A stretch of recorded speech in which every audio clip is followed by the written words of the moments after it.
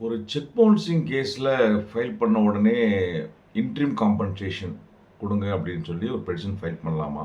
கம்ப்ளைண்ட்டை பொறுத்த வரைக்கும் ஒரு கம்ப்ளைண்ட்டை வந்து இது மாதிரி கேஸ் ஃபைல் பண்ண உடனே எங்களுக்கு கேஸ் விசாரணைக்கு வர்றதுக்கு முன்னாடியே எங்களுக்கு இன்ட்ரீம் காம்பன்சேஷன் கொடுங்க அப்படின்னு சொல்லி பெட்டிஷன் ஃபைல் பண்ணான்னா நீங்கள் அக்யூஸ்டாக இருந்தால் என்ன பண்ணுறது? சப்போஸ் நீங்கள் 138 செக் கேஸ் ஃபைனலாஸ் ஆகிடுச்சு, அதுக்கு மேலே அப்பீல் போகணும். அப்பீல் போகும்போது எங்களுக்கு வந்து இன்ட்ரீம் காம்பன்சேஷன் கோர்ட்டில் டெபாசிட் பண்ண சொல்லுங்கள், இப்போ பெண்டிங் அப்பீல் ஃபைல் பண்ணும்போது எவ்வளோ கொடுங்கன்னு சொல்லி அவங்க ஒரு பெட்டிஷன் போட்டால் என்ன பண்ணுறது? இல்லை கோர்ட் அது மாதிரி டைரக்ட் பண்ணால் என்ன பண்ணுறது? இது தொடர்பாக சட்டம் புதுசாக வந்திருக்க சட்டம், அதாவது section 143A of the negotiable instrument act வந்து 2018 வந்த சட்டத்தில் புது அமெண்ட்மெண்ட் படி செக்ஷன் 143A என்ன சொல்லுது? செக்ஷன் அதே மாதிரி அப்பீல் ஃபைல் பண்ணுறீங்க அப்படின்னா அப்போ இன்ட்ரீம் டெபாசிட்டை பற்றி செக்ஷன் 148 ஆஃப் தி நெகோசியபிள் என்ன சொல்லுது? இதை பற்றி supreme court judgment, latest judgment என்ன சொல்கிறாங்க? இன்ட்ரீம் காம்பன்சேஷன் பெட்டிஷன் போட்டால் கண்டிப்பாக கொடுத்து தான் ஆகணுமா? அதுக்கு என்ன டிஃபென்ஸ் இருக்குது? கோர்ட் என்ன கன்சிடர் பண்ணணும்? இதெல்லாம் தான் இந்த வீடியோவில் பார்க்க போகிறோம். வணக்கம், நான் உங்கள் ரசியா கலி. முந்திலாம் பார்த்தீங்கன்னா 2018க்கு முன்னாடிலாம் இந்த மாதிரி ஒரு ப்ரொவிஷன் இல்லை. செக் பவுன்சிங் கேஸ் ஃபைல் பண்ணால் கோர்ட்டு விசாரணை பண்ணி ஜட்ஜ்மெண்ட் கொடுப்பாங்க, கன்விக்ஷன் கொடுப்பாங்க, இல்லை காம்பன்சேஷன் அவாய்ட் பண்ணி விடுவாங்க. ஸோ அந்த கேஸ் பொருளாக பண்ணிக்கிட்டே இருக்கும். இப்போ புதுசாக 2018 ஒரு சட்ட பிரிவுகள் நிறைய மாற்றங்கள் கொண்டு வந்தாங்க. இந்த செக் பவுன்சிங் கேஸ் ரொம்ப நாளாக இழுத்துக்கிட்டு இருக்குது. கம்ப்ளைண்ட் ஃபைல் பண்ணிவிட்டு பண்ணுறாங்க, அது பாட்டுக்கு வாய்தா ரொம்ப லாங்காக போகுது.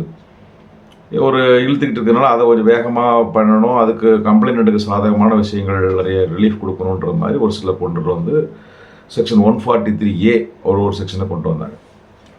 இந்த செக்ஷன் 143A என்ன சொல்லுதுன்னா, கேஸ் ஃபைல் பண்ண உடனே அக்யூஸ்ட் வர்றாங்க, வந்த உடனே கூப்பிட்டு விசாரிக்கிறாங்க. விசாரித்த உடனே நீ இந்த குற்றவாளியான்னு கேட்டால் நான் குற்றவாளி இல்லை அப்படின்னு சொன்னால் உடனே கம்ப்ளைண்ட்டு வந்து ஒரு பெட்டிஷன் ஃபைல் பண்ணலாம், எங்களுக்கு இன்ட்ரீம் காம்பன்சேஷன் கொடுங்க. செக்கு உதாரணத்துக்கு நான் 10 லட்ச ரூபா செக்கு ஃபைல் பண்ணுறேன்னா எங்களுக்கு வந்து செக் பவுன்சிங் செக் அமௌண்ட்டில் ஒரு இன்ட்ரீம் காம்பன்சேஷன் அதில் வந்து ஒரு 10% எனக்கு கொடுங்க சொல்லுங்கள் அப்படின்னு சொல்லிட்டு பெட்டிஷன் ஃபைல் பண்ணலாம் அப்படின்னு சொல்லி இது செக்ஷன் 143A சொல்லுது. இதே இது செக்ஷன் வந்து பார்த்திங்கன்னா செக்ஷன் 148 வந்து என்ன சொல்கிறாங்கன்னா, ஒரு கேஸ் கன்விக்ஷன் ஆகிடுச்சு, அதுக்கு மேலே அப்பீல் ஃபைல் பண்ண போனாங்கன்னா அந்த அப்பீல் ஃபைல் பண்ணும்போது கூட கேஸ் அந்த அப்பீல் பெண்டிங்காக இருக்கும்போது கூட நீங்கள் ஒரு பெட்டிஷன் கம்ப்ளைண்ட் வந்து எங்களுக்கு காம்பன்சேஷன் கொடுங்க, அந்த ஒரு அமௌண்ட்டு அது ஒரு 20% வரைக்கும் கொடுக்க டெபாசிட் பண்ண சொல்லணும், கோர்ட்டை டெபாசிட் பண்ண சொல்லி இன்சிஸ்ட் பண்ணலாம். அப்போ கோர்ட் அந்த அப்பீல் விசாரணை கிடைக்கிறதுக்கு முன்னாடி அது மாதிரி கோர்ட் இன்சிஸ்ட் பண்ணுறதுக்கு வாய்ப்பு இருக்குது. ஸோ அந்த ப்ரொவிஷன் சொல்லியிருக்காங்க. ஸோ 143Aன்றது வந்து கேஸ் ப்ரிலிமினரியாக ஃபைல் பண்ண உடனே கம்ப்ளைண்ட் பெட்டிஷன் ஃபைல் பண்ணலாம் அப்படின்னு சொல்கிறாங்க. 148 வந்து கேஸ் முடிஞ்சு கன்விக்ஷன் ஆகிட்டு அதுக்கு மேலே அக்யூஸ்ட் அப்பீல் போனாங்கன்னா அப்போ இன்டென்ட் வந்து டெபாசிட் பண்ணுறதுக்கு 148. ஸோ இதுதான் 143Aக்கும் 148க்கும் டிஃப்ரென்ஸ். இப்போ கம்ப்ளைண்ட்டாக நீங்கள் இருந்தீங்கன்னா எந்த மாதிரி சமயத்தில் பெட்டிஷன் ஃபைல் பண்ணலாமான்னா இந்த செக்ஷன் சொல்லுது ஆட்டோமேட்டிக்காக. 143A வந்து power to direct interim compensation கம்ப்ளைண்ட்டை பொறுத்த வரைக்கும் பெட்டிஷன் ஃபைல் பண்ணாங்கன்னா கோர்ட்டு அதை பார்த்து அவங்களுக்கு வந்து இப்போ ஒரு எவ்வளோ பர்சன்டேஜ் அப்படின்றத மட்டும் சொல்கிறேன். Interim compensation 20%, up to 20%. So இப்போ நீங்கள் ஒரு செக் பவுன்சிங் கேஸ் ஒரு 10 லட்ச ரூபா செக் பவுன்சிங் கேஸ் எனக்கு ஃபைல் பண்ணுறீங்கன்னா எனக்கு வந்து இன்ட்ரீம் காம்பன்சேஷனாக 20% வரைக்கும் எங்களுக்கு கொடுங்க அப்படின்னு சொல்லி பெட்டிஷன் கம்ப்ளைண்ட் ஃபைல் பண்ணலாம். ஸோ அது கோர்ட்டும் மேக்ஸிமம் 20% வந்து பார்த்தீங்கன்னா ஆல்மோஸ்ட் 2 lakhs வரைக்கும் 10 லட்ச ரூபா செக் பவுன்சிங் கேஸ்னால் 2 lakhs வரைக்கும் உடனே கொடுங்க அப்படின்னு சொல்லி உத்தரவு போடுறதுக்கு செக்ஷன் 143A ப்ரொவிஷன் இருக்குது. இப்போ அவங்க பெட்டிஷன் ஃபைல் பண்ணுறாங்க. ஃபைல் பண்ண உடனே உங்களுக்கு நீங்கள் அதர் சைடு கவுண்டர் போடலாம். கவுண்டர் போட்டு கோர்ட்டு டிசைட் பண்ணி உங்களுக்கு கோர்ட்டு ஒரு நிர்ணயம் பண்ணும், எவ்வளோ அமௌண்ட்டு டெபாசிட் பண்ணுங்கன்னு சொல்லி டெபாசிட் பண்ண சொல்லும். அதை அவங்க கொடுத்தே ஆகணும். கொடுத்து ஆகலைன்னா அதை வந்து அதே கோர்ட்டில் ஒரு பெட்டிஷன் மாதிரி போட்டு ரெக்கவர் பண்ணுறதுக்கும் வாய்ப்பு இருக்குது. அதுக்கும் ப்ரொவிஷன் சொல்லியிருக்காங்க. ஸோ ஏதாவது கீழ் கோர்ட்டு உத்தரவு கொடுத்துருச்சு, நீங்கள் இப்போ 10 லட்ச ரூபா கேஸில் 2 லட்ச ரூபா டெபாசிட் பண்ண சொல்லினா அது டைம் கொடுப்பாங்க, 60 நாள் டைம் கொடுப்பாங்க. இப்போ 60 நாளை வந்து மேற்கொண்டு ஒரு 30 நாள் வரை எக்ஸ்டெண்ட் பண்ணுறதுக்கு ப்ரொவிஷன் இருக்குது. ஸோ அதுக்குள்ளே கொடுக்கலன்னா அதை வந்து ஒரு ஃபைனாக கன்சிடர் பண்ணி கோர்ட்டு வந்து ஒரு அக்யூஸ்டோடைய ப்ராப்பர்ட்டி ஏதாவது இருந்ததுன்னா அதை அட்டாச்மெண்ட் பண்ணி சேல்ஸ் பண்ணி ரெக்கவர் பண்ணுறதுக்கோ, இல்லை கலெக்டருக்கு ஒரு டைரக்ஷன் கொடுத்து கலெக்டரே வந்து இமூவபிள் ப்ராப்பர்ட்டியோ கலெக்ஷன் பண்ணி அதை அட்டாச்மெண்ட் பண்ணி ரெக்கவர் பண்ணுறதுக்கும் அதிகாரம் வழங்கப்பட்டிருக்கு. ஸோ அந்த எந்த மேஜிஸ்ட்ரேட் கோர்ட்டில் கேஸ் இருக்கோ அவங்களே அந்த மாதிரி பண்ணலாம் அப்படின்னு சொல்லி இந்த ப்ரொவிஷன் சொல்லுது. இப்போ என்ன ஆச்சுன்னா இதை தான் சுப்ரீம் கோர்ட்டில் கொண்டு போய் சேலஞ்ச் பண்ணாங்க. ஸோ இது முக்கியமான கேஸ் என்னென்னு பார்த்தீங்கன்னா, இந்த சுப்ரீம் கோர்ட்டில் 2024 3 SCR 438 இது ஈக்குவலன் தான் 2024 INSC 205 ஜட்ஜ்மெண்ட் யாருன்னு பார்த்தீங்கன்னா Rakesh Rajan Srivastava versus the state of Jharkhand and another criminal appeal number 741 of 2024. இதெல்லாம் மார்ச் 15 2024 ஜட்ஜ்மெண்ட் டெலிவர் பண்ணுறாங்க. ஜட்ஜு வந்து பார்த்தீங்கன்னா justice Abhay S Oka and Ujjal Bhuyan J இவங்க தான் வந்து இந்த ஜட்ஜ்மெண்ட்டை சொல்கிறாங்க. இப்போ இந்த கோர்ட்டில் இந்த கேஸை பொறுத்த வரைக்கும் பார்த்தீங்கன்னா, இதே கேஸில் வந்து பார்த்தீங்கன்னா அவங்களுக்கு வந்து கோடிக்கணக்கான டிரான்சாக்ஷன் அமௌண்ட்டு இன்வால்வ் ஆகிருக்கு. அந்த கோர்ட்டில் வந்து 10 லட்ச ரூபா நீங்கள் வந்து டெபாசிட் பண்ணணும்னு ஒன்று உத்தரவு போட்டுடுறாங்க. கீழ் கோர்ட்டு உத்தரவாயிடுது. அதுக்கு மேலே அப்பீலோட் கோர்ட் போடுறாங்க. அப்பீலோட் கோர்ட் ஆமாம் நீங்கள் இந்த ஜட்ஜ்மெண்ட் படி ஆனால் 20% வரைக்கும் போடலாம், 20% போடல, ஒன்லி 5% தான் போட்டிருக்காங்க. ஸோ அந்த 5%ஐயும் சேலஞ்ச் பண்ணி சேலஞ்ச் பண்ணுறாங்க. ஹைகோர்ட்டுக்கு போகிறாங்க. ஹைகோர்ட்டும் கொடுக்க சொல்லி போயிடுது. ஹைகோர்ட்டுக்கு மேலே சுப்ரீம் கோர்ட்டுக்கு வராங்க.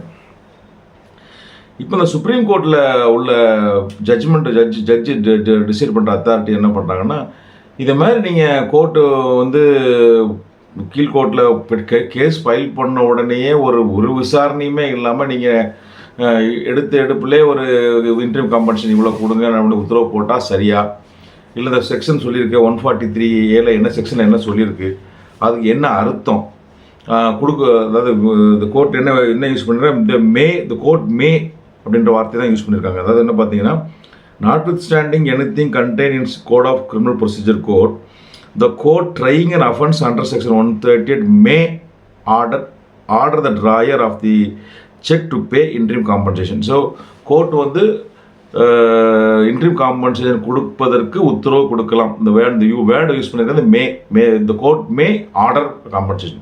So the court may இந்த செக்ஷனில் யூஸ் பண்ணிருக்க வார்த்தை the court may order அப்படின்ற வார்த்தைக்கு என்ன அர்த்தம், the court should order, the court shall order, the court must order அப்படின்ற மீனிங் வருமா, இல்லை அது வந்து ஒரு டிஸ்கிரிஷன் பவர், அதாவது மெயின் தான் is it a mandatory provision or is it a discretion power, அதாவது கோர்ட்டு கண்டிப்பாக இந்த மாதிரி உத்தரவு போட்டு தான் ஆகணும் அப்படின்ற அர்த்தம் வருதா, இல்லை கோர்ட்டு வந்து அவங்களோட தேவைக்கேற்ப கொடுக்காம இருக்கலாம் அது மாதிரி பவரா அப்படின்றது தான் இந்த கோர்ட்டில் ஜட்ஜ்மெண்ட்டு டிசைட் பண்ணுறாங்க.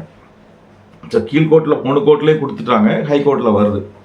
ஸோ இதை இன்டர்பிரிட்டேஷன் பண்ணும்போது ஜட்ஜஸ் வந்து என்ன கன்சிடர் பண்ணுறாங்கன்னா, என்ன அதை அவங்க தீர்ப்பு கொடுக்குறாங்கன்னா, நீங்கள் வந்து இதை மாதிரி விஷயங்களில் வந்து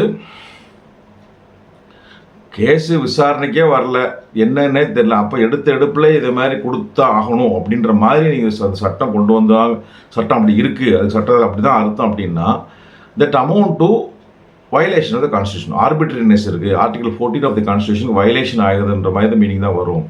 எடுப்பிலே பெட்டிஷன் ஆட்டோமேட்டிக்காக கேஸை ஃபைல் பண்ணிவிட்டு 20% கொடுத்தே ஆகணுன்ற மீனிங் எடுத்திங்கன்னா அது வந்து தப்பு.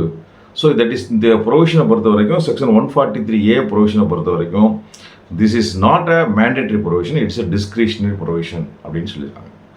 நீங்கள் என்ன அது மேண்டேட்ரினா என்ன, டிஸ்கிரிஷன் என்னன்ட்டு நீங்கள் கேட்பீங்க.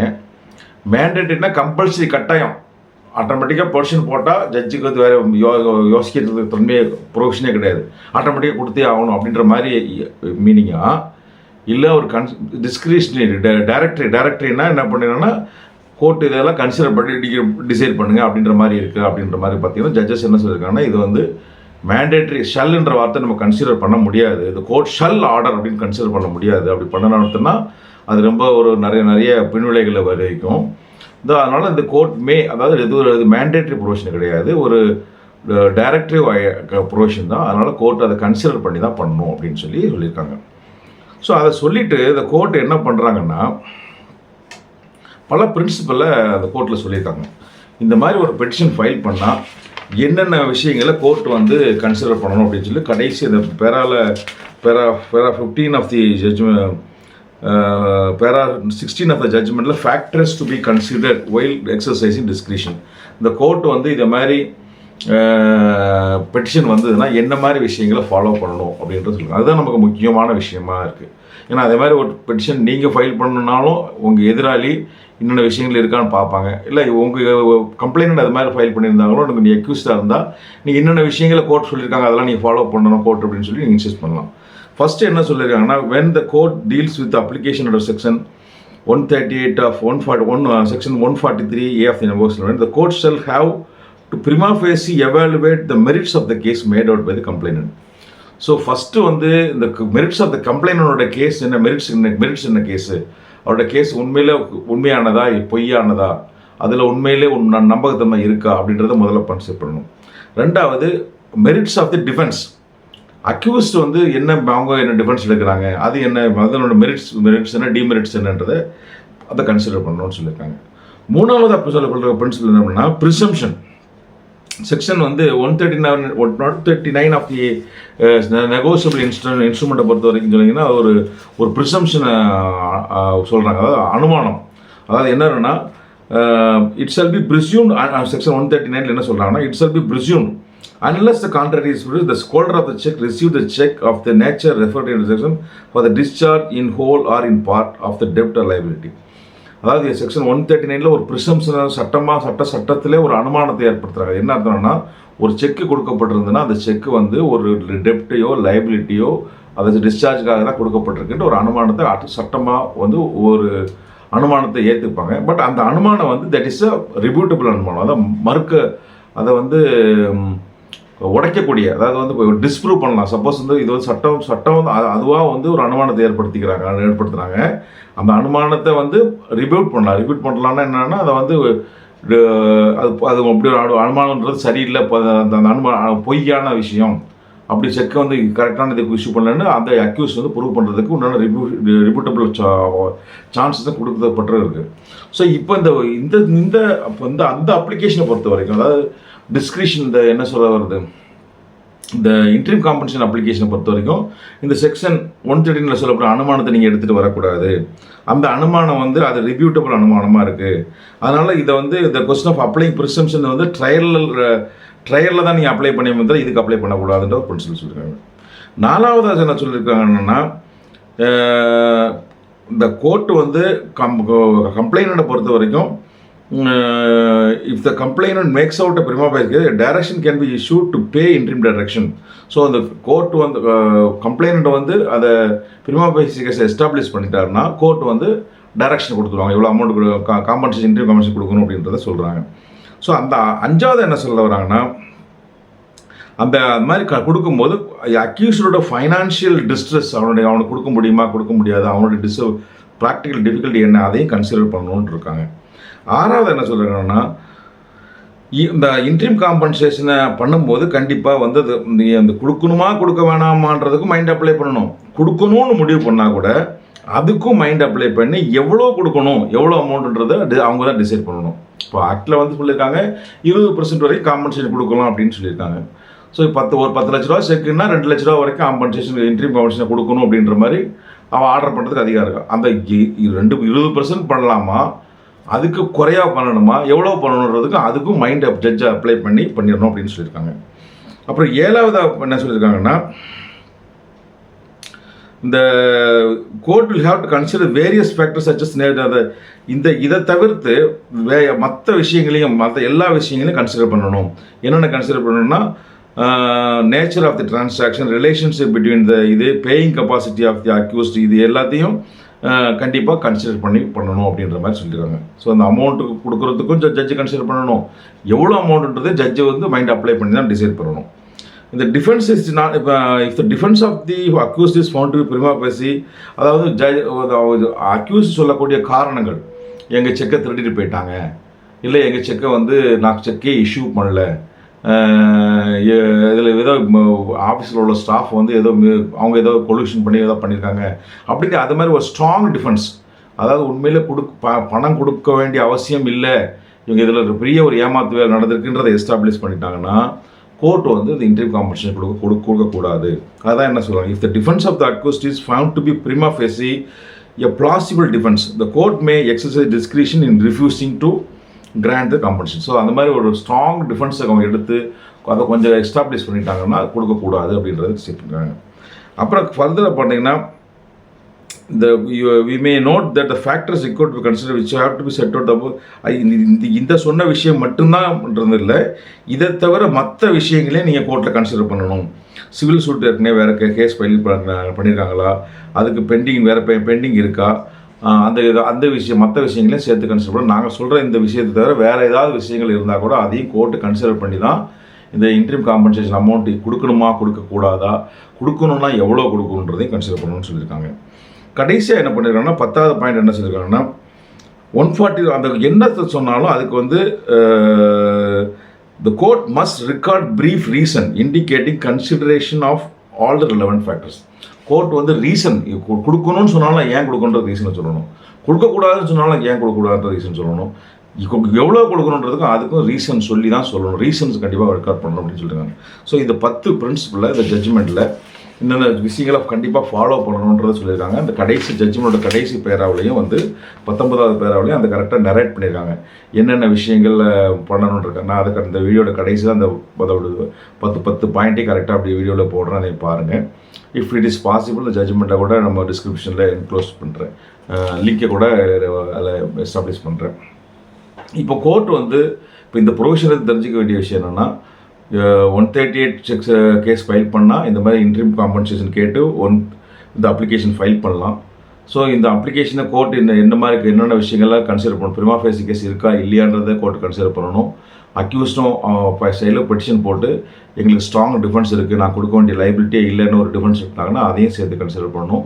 ரெண்டையும் கன்சிடர் பண்ணி தான் கோர்ட் வந்து அப்ளிகேஷன் கொடுக்க வேண்டிய பண்ணி உண்மையிலே கொடுக்கணுமா கொடுக்கக்கூடாதா, அது ரீசனபிள் அப்படின்றத பண்ணுமே தவிர இது ஆட்டோமேட்டிக் ப்ரொவிஷன் கிடையாது, மேண்டேட்டரி ப்ரொவிஷன் கிடையாது, it is only directive provision. So court apply பண்ணணும், ரீசன்ஸ் என்னன்றதை பார்த்து சொல்லணும், கொடுக்கணுமா கொடுக்கக்கூடாதுன்னு டிசைட் பண்ணணும். கொடுக்கணும்னு வந்ததுன்னா எவ்வளோ கொடுக்குன்றதுக்கும் மற்ற விஷயங்கள் அக்யூஸோடைய மற்ற விஷயங்கள் ஃபினான்ஷியல் கெப்பாசிட்டி எல்லாத்தையும் டிசைட் பண்ணணும்னு சொல்லியிருக்காங்க. ஸோ இதுதான் இந்த ஜட்ஜ்மெண்ட்டோடைய முக்கியமான சாராம்சம். ஸோ ஒன்ஸ் கொடுத்துட்டாங்க, இப்போ கோர்ட்டில் ஆர்டர் பண்ணிட்டாங்க இவ்வளோ பெர்சன்டேஜ் கொடுங்க அப்படின்னா கொடுக்கல, அவங்க அக்யூஸ் கொடுக்கலன்னா என்ன பண்ணுறது அப்படின்றது பார்த்தீங்கன்னா அதுக்கும் செக்ஷன் சொல்லியிருக்காங்க. ஸோ கொடுக்கல அப்படின்னா அதை வந்து அதை 4 செக்ஷன் சிஆர்பிசி 421 உள்ள ஃபைன் மாதிரி இதை கன்சிடர் பண்ணணும். ஸோ சப்போஸ் ஒரு கோர்ட் ஒருத்தருக்கு அபராதம் விதிக்குது, அதை அபராதம் கோர்ட் செலுத்தலைன்னா அதை கவர்மெண்ட் கோர்ட் எப்படி ரெக்கவர் பண்ணுமோ அது எப்படி பண்ணணும், அதைப்படி ப்ரொசீஜர் பண்ணணும்னு சொல்லியிருக்காங்க. அது செக்ஷன் 420 ஆஃப் சிஆர்பிசியில் என்ன சொல்லியிருக்காங்கன்னா ஒரு இதை ஃபைன் எப்படி ரெக்கவர் பண்ணுறதுன்னா அந்த அக்யூஸ்டோட ப்ராப்பர்ட்டி மூவல் ப்ராப்பர்ட்டியாக இருந்தால் அட்டாச் பண்ணி சேல்ஸ் பண்ணலாம், இல்லை கலெக்டருக்கு ஒரு உத்தரவு கொடுத்து கலெக்டர் மூலிமா அக்யூஸ்டோட ப்ராப்பர்ட்டி வந்து ஒரு மூவல் ப்ராப்பர்ட்டியாக இருந்தாலும் சரி இமூவல் ப்ராப்பர்ட்டியாக இருந்தாலும் அதை அட்டாச்மெண்ட் பண்ணி சேல்ஸ் பண்ணி ரெக்கவர் பண்ணலான்ற ப்ரொவிஷன் இருக்குது, அதுபடி பண்ணலான்ற மாதிரி இருக்குது. ஸோ சப்போஸ் இப்போ கேஸ் வேறு மாதிரி மாறிடுது, இப்போ கோர்ட்டு உத்தரவு ஆகிடுச்சு, கோர்ட்டு உத்தரவு வந்து என்ன பண்ணுறாங்க, இன்டர்வியூ காம்பன்சேஷன் 20% கொடுன்னு சொல்லி தான் இவரும் கொடுத்துட்டான், கேஸ் நடக்குது. ஸோ கேஸ் நடக்கிறதுக்கும் இந்த இன்டர்வியூ காம்பன்சேஷன் சம்மந்தம் இருக்கான்னா இது தனி அது தனி, இதுக்கு அதுக்கும் சம்மந்தம் இல்லை. ஸோ கொடுத்துட்டாலும் கேஸ் நடந்துகிட்டே இருக்கும்.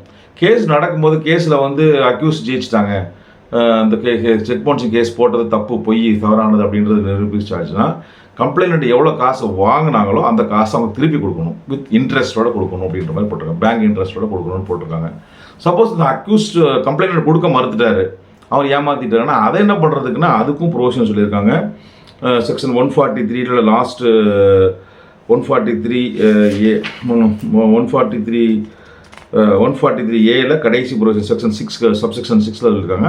அதை ஒரு ஃபைன் மாதிரி கன்சிடர் பண்ணி அதையும் அவங்க எப்படி கம்ப்ளைண்ட் அக்யூஸ் கொடுக்கலன்னா எப்படி ரெக்கவர் பண்ணுவாங்களோ அதே மாதிரி கம்ப்ளைண்ட்டுக்கு திருப்பி கொடுக்கலன்னா அதை எப்படி ரெக்கவர் அதே மெத்தடாலஜி ஃபைன் மாதிரி கன்சிடர் பண்ணி ரெக்கவர் பண்ணலான்றதே சொல்லியிருக்காங்க. ஸோ இதுதான் இந்த ஜட்ஜ்மெண்ட்டோடைய முக்கியமான சாராம்சம். இப்போ இந்த கேஸ் முடிஞ்சு ஒரு அப்பீல் ஃபைல் பண்ணுறாங்கன்னா அந்த அப்பீல் ஃபைல் பண்ணும்போது அப்பீல் ஃபைல் பண்ணும்போது கூட ஒருத்தர் அக்யூஸ்ட் ஃபைல் பண்ணுறாரு, நான் கன்விக்ஷன் ஆகிடுச்சு, அதுக்கு மேலே அப்பீல் ஃபைல் பண்ணுறேன்னா அப்போ கூட பெட்டிஷன் ஃபைல் பண்ணி எனக்கு 20% டெபாசிட், எனக்கு அமௌண்ட்டை கோர்ட்டு டெபாசிட் பண்ண சொல்லுங்கன்னு கம்ப்ளைண்ட் ஃபைல் பண்ணலாம் அப்படின்னு section 148 of negotiable instrument act சொல்லுது. ஸோ இப்போ ஏற்கனவே இன்ட்ரீம் காம்பன்சேஷன் ஒரு 20% கொடுத்துருக்காரு, இல்லை 10% கொடுத்துருக்காரு, அப்போ அதை கழிச்சிட்டு கொடுக்கணுமானா இப்போ அது தனி இது தனி அப்படின்ற மாதிரி தான் இந்த section 148 of the negotiable instrument. அது அதை தனிச்சு அதை கழிச்சு அது வேறு, அது இல்லாமல் அப்பீலுக்கு 20% கட்டணும் அப்படின்ற மாதிரி தான் சொல்லியிருக்காங்க.